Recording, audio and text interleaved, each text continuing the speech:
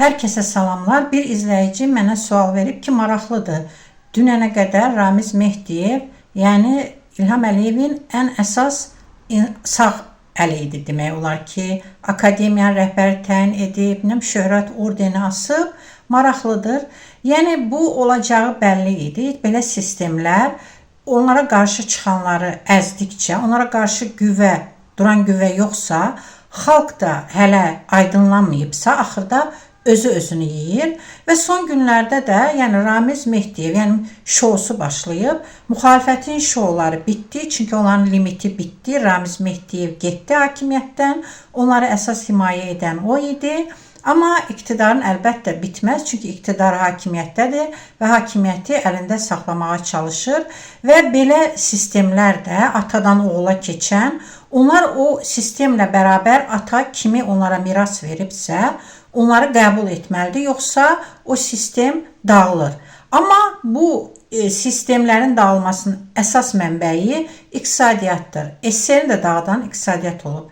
İnsanlar yəni cahil ola bilər, qarşı çıxa bilməz, müxalifət olmaya bilər, amma iqtisadiyyat çökəldikcə o sistemlər də özünü yeməyə məcbur olur. Ramiz Mehdiyev dünənə qədər bəli, İlham Əliyevin sağ əli idi. İlham Əliyev özü də istəməyərək, əlbəttə, məcburən. Ramiz Mehdiyev də deyir ki, 2003-cü ildə İlham Əliyev qaçmaq istəyirdi, mən onu hakimiyyətə gətirdim. Elə də deyir ki, güya İlham Əliyevi istəyib gətirməyibsən Ramiz Mehdiyev, sən məcbur idin. Çünki sistem dağılsa, sən də o sistemlə məhv olacaqdın və bu sistemə legitimlik qazandırmaq üçün, necə ki, tarixdə şahların oğullarını gətirib arxadan digər insanlar idarə edirdi, sən də öyle. Sən elə əvvəldən Sovet dövründən yaxşı icraçı olubsan, amma sistemin memarı Heydər Əliyev idi və onu da legitimləşdirmək üçün ona Heydər Əliyev simasında nəsə qeydirməliydin. Bu da İlham Əliyevi elə ki məcbur elədin, saxladın. O da zaman keçdikcə o yolları öyrəndi və əlbəttə sənə dəyməyəcəkdir, Ramiz Mehdiyevə dəyməyəcəkdir. Əgər Putinlə arası dəyməyəsəydi, Putinlə də arası əlbəttə onların öz aralarında olan müəyyən səbəblərə görə olacaq. Putin Ukraynaya hücum etməklə öz sonunu hazırladı və nəticədə başlayır boğulmağa.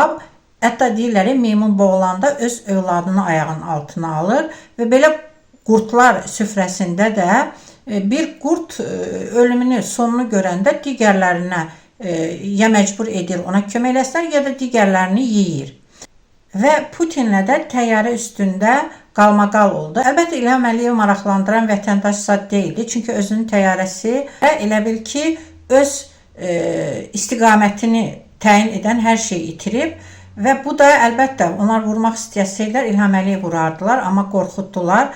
Və İlham Əliyev üçün, Putin üçün insanlar heç nədir. Çünki Putin elə öz çeçenlərlə müharibəni legallaşdırmaq üçün KGB, Putin daxil olmaqla elə öz binalarında partlatma aparıb, binaları partladıb çeçenlərin üzərinə qoyubdu və digər hadisələr də elə Putinin dövründəki o öz vətəndaşlarına heç yazığı gəlmir. Lazım olanda minlərlə insanı, milyonlarla insanı indi görürsünüz, ət kimi məhv etməyə çalışır.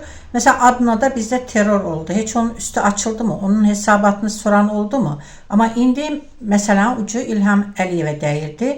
İlham Əliyev də yəqin ki, Putin Bəşər Əsədə olan münasibətini gördü. Onun bir anda, yəni kiçik balıqlar həmişə böyük balıqların yeminə çevrilir və özünə yəqin ki, başqa himayəçi axtarmağa başladı. Putin də ondan əlbəttə daha böyük miqdarda pul tələb edəcək, daha böyük imtiyazlar, həmçinin eyni zamanda Qarabağda qələbəsinə imkan verdiyi üçün. Və təyyarə hadisəsindən sonra Putin gördü ki, İlham Əliyev yenə ipə sapa yatmır, qorxmur, dövlət çevrilişi planı işə saldı. Çünki belə sistemlər hakimiyyətə çevriliş yolu ilə gəlir və çevriliş yolu ilə gedir. Elə Heydər Əliyevin özü də çevriliş yolu ilə gəlibdir və İlham Əliyev də başa düşür ki, Azərbaycanda toplum susturulub, müxalifət özünün cib, sistem, avtobus müxalifətidir. Yerdə qalır kim? Böyründəkilər və Putin də başa düşdü ki, çevriliş planının başında daxildə resursları olan insan durmalıdır. Bu da əlbəttə Ramiz Mehdiyev idi. Amma Ramiz Mehdiyev özü əlbəttə dövlət çevrişi eləmək istəməz. Amma məcburdur. Çünki o Sovetdən, bu KGB-nin içindədir. Sovetin adamıdır. Və onu əlbəttə məcbur Putin eləyirdi ki, müəyyən addımlar atmağa. Və İlham Əliyev də başa düşdü ki, yəni Putinin istəsə Ramiz Mehdiyev və digərləri hakimiyyətə gələ bilər və nəticədə bunlar bir aralığa gəldilər. Putin də niyə bir araya gəldi? Çünki o da gördü ki, bu çəkişmə ona da ziyan vurur. O çox zəifdir. Onun İlham Əliyevə də ehtiyacı var, Azərbaycana da və buradan gedən milyardlara da. Ona görə də o başa düşdü ki, Ramiz Mehdiyev də gəlib hakimiyyətin yuxarı başında oturacaq potensialda deyil. O sadəcə icraçıdır və sadəcə də o bunların oyununda, Heydər Əliyevin oyununda tutaq ki, vəzir rolunu oynaya, vəkil rolunu oynaya bilərdi. Amma Putinin oyununda isə o sadəcə zaman istifadə edəcəyi fiqur idi və bunu istifadə etdi. İlham Əliyev də başa düşdü ki, Putinin KGB-si və onun Azərbaycanda olan şəbəkəsi qarşısında dura bilməz və hər ikisi məcbur oldular, bir aralığa gəldilər və İlham Əliyev Putinlə Ramiz Mehdiyev istədi. O da onun qələmini sındırdı. Çünki Ramiz Mehdiyev artıq ona lazım deyil. İlham Əliyev də nəyə görə Ramiz Mehdiyev onun cadılarının ovuna başladı? Çünki İlham Əliyev başa düşür ki, ölkədə narazılıq var, iqtisadiyyat çöküb, Putin də çox kinli adamdır. Yenə fürsət düşəndə onu vurmağa çalışacaq. Ramiz Mehdiyev və onun adamları da ölkədə durur və ona görə də o bu qurdu və onun dəstəsini zəiflətməlidir. Yəni neytrallaşmalıdır. Onu elə məhv eləməlidir ki, bir də başını qaldırıb onu vurmasın.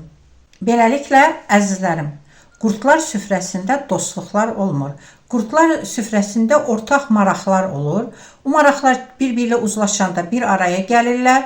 O maraqlar bir-biriyle uzlaşmayanda başlayır bunların arasında müharibələr, müxtəlif cəbhələrdə. Elə Erdoğanla da olur da. Erdoğan olsun ki, Qarabağda kömək eləyib İlham Əliyevə.